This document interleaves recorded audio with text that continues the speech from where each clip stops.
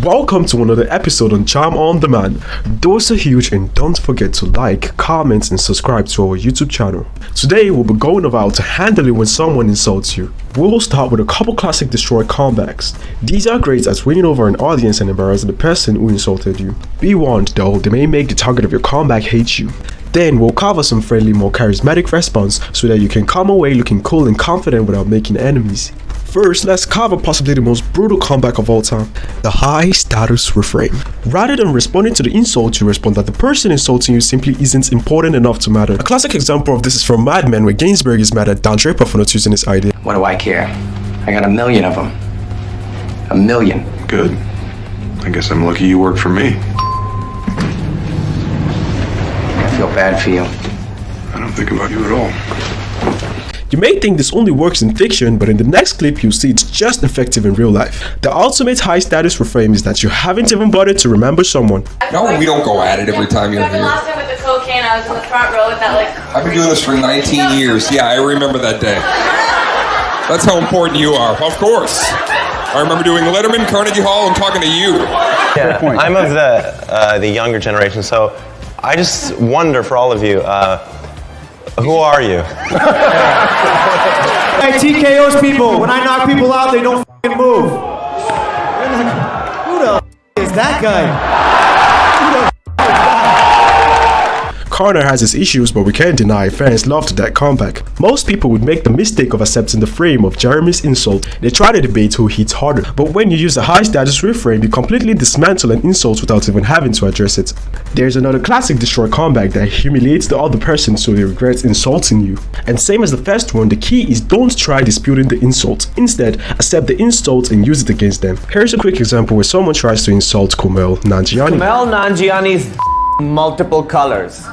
Yes, every shade of your mom's lipstick. It's like that famous Winston Churchill story where a woman tells him, if you were my husband, I would poison your tea, and he replies, if you were my wife, I would drink it. Here's one more example. First, for context, watch Dennis Leary try to insult Greg Giraldo for being unable to rely on quickly. Write so many jokes before the show, it's not even funny. It's unbelievable. It's kind of what we do here, Dennis. I'm a comedy writer. A general comeback like that rarely dissuades a bully.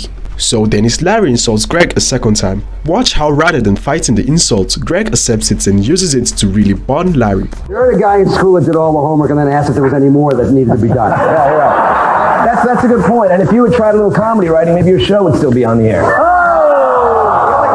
There are two downsides to this kind of comeback. First, they're very clever, so it can be hard to do. And second, while you win over an audience, you run the risk of upsetting the person you're firing back at. I'm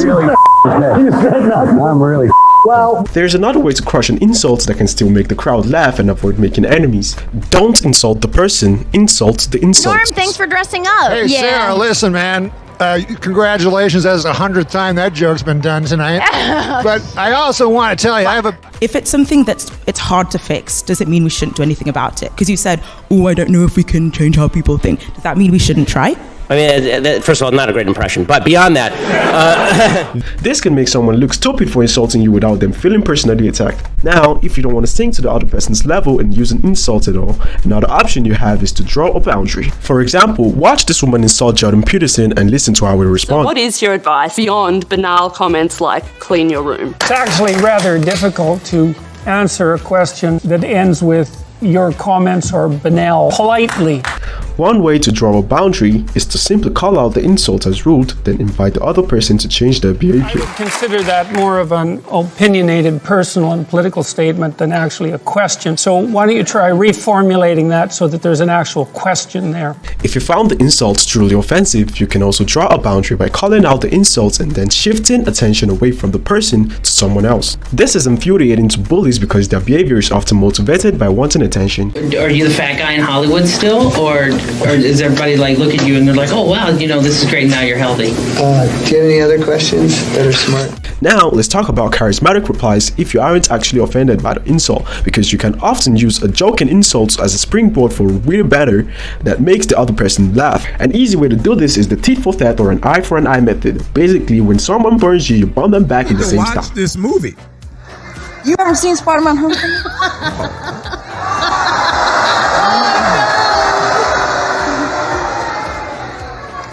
I haven't seen the Falcon. Oh no, there isn't one. Sorry.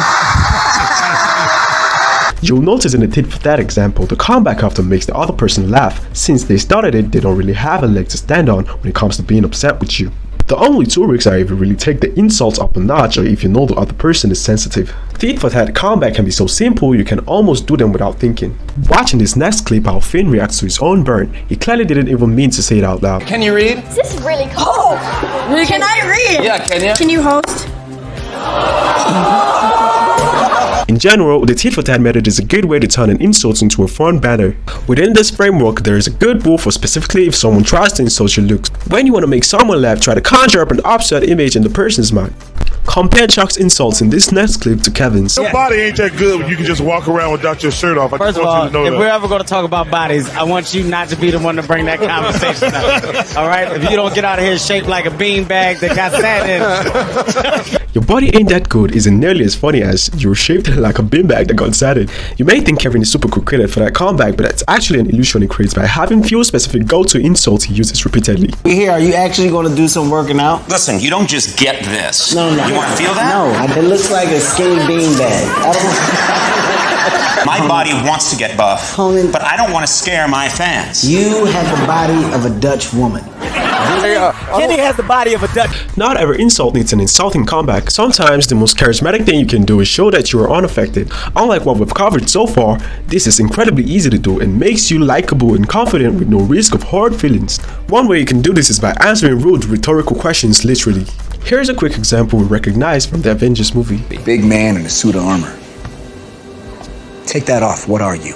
Genius, billionaire, playboy, philanthropist. And again, this doesn't just work in fiction. Listen to Norm Macdonald on this next clip.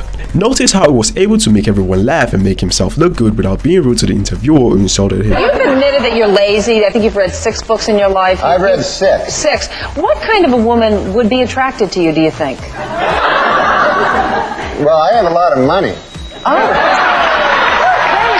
Another easy way to show you're unaffected by an insult, if you can do it genuinely, is to simply laugh at the insult. It shows your confidence hasn't been shaken at all by what they've said. Bro, you look like a mechanic from Nordstrom Rack, dude. That's the fucking problem, dude. You're like, damn, I didn't know Nordstrom Rack did tires, you know? During our sex scene, I felt your dick rubbing into me. Chris Evans is in truth a great actor, but he plays Captain America like he's a big dumb hunk of As fun as the destroy comebacks from earlier in this video are to watch, they're really only helpful if you're trying to build an online audience. In your own life, when it comes to insults, you want 2 things. The confidence to genuinely find humor in these so that you can clap back with a smile or laugh along with a joke, or the confidence to draw strong boundaries and potentially cut people from your life who try to make it a habit to try to genuinely insult you. When you come from that place of true, deep, genuine confidence, you don't need to memorize any tips or tricks. You will naturally handle being insulted in a way that makes you look and feel great. And that's a wrap. We've come to the end of today's episode on Charm on Demand. If you've watched this far, I would like to say a very big thank you for watching to us. If you've gained a thing or two from this video, we'd like for you to show your support by liking the video, subscribing to our YouTube channel, and clicking on the notification bell icon to get notified when we drop our absolute value busters. A very big thank you from Charm on Demand. Stay tuned and stay safe.